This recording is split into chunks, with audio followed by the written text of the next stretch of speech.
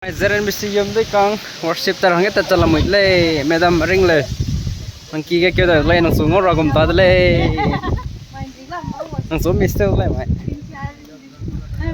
ha hai ge sang le mdui ting rui le za ting sak sang le kan le stu worship ta ma dolak le jeta chabam le sanne mai na ke me ta kai chalamui le ting dia jeta chalamui le Tamenglong á, bấm gì bắt kẹt lên nè.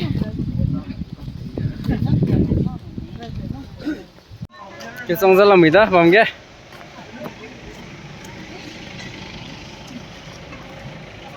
Tiếng dia im lên rồi mẹ.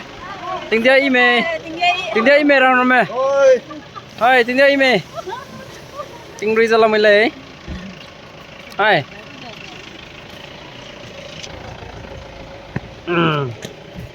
Cái trong rất là mệt đó, hàng của đó, coi coi, cái trong đó lấy ai kia, welcome to cô rất là mệt đó,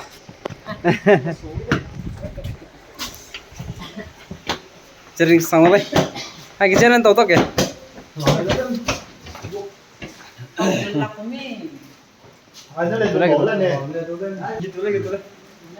Trong rất là mệt lên na, anh em rồi mày.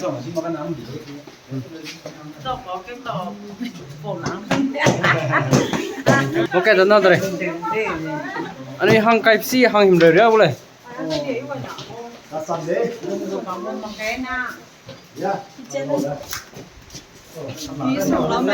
Nghe kilong của biêu cái này, em long tong, máu cầm rất là mệt đấy. Bấm sẽ sang đó lấy.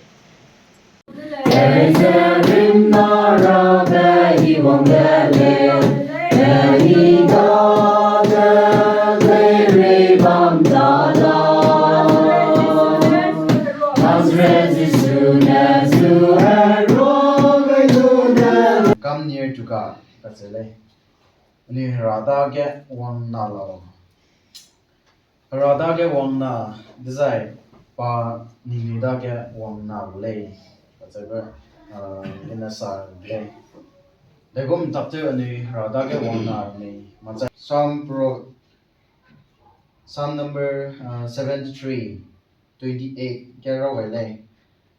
Psalmist mina saza kana ahangge a harada ge wangkan na be ile tingwang harada ge am bai bam hang ine teugai ludle sida si dizai ning ta te ramele na I salya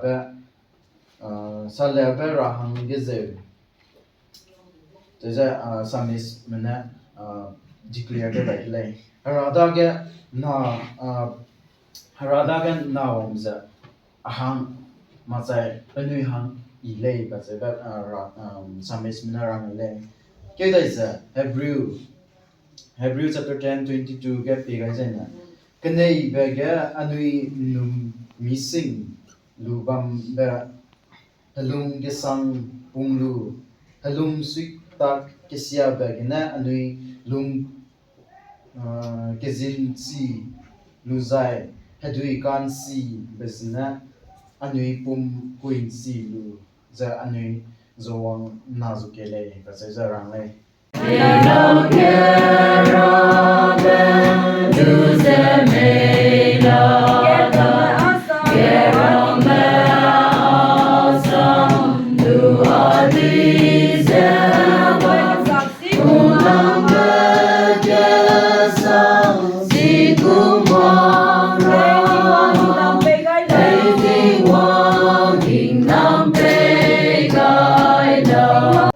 Milo, Zeren bisi yom dui. Bye bye everyone.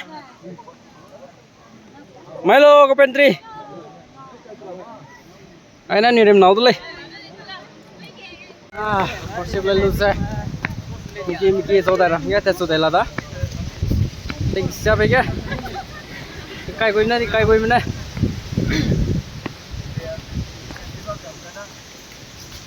Hai.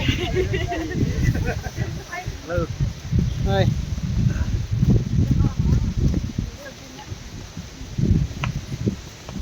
Hi, Lady May. Lấy mà lại cái isang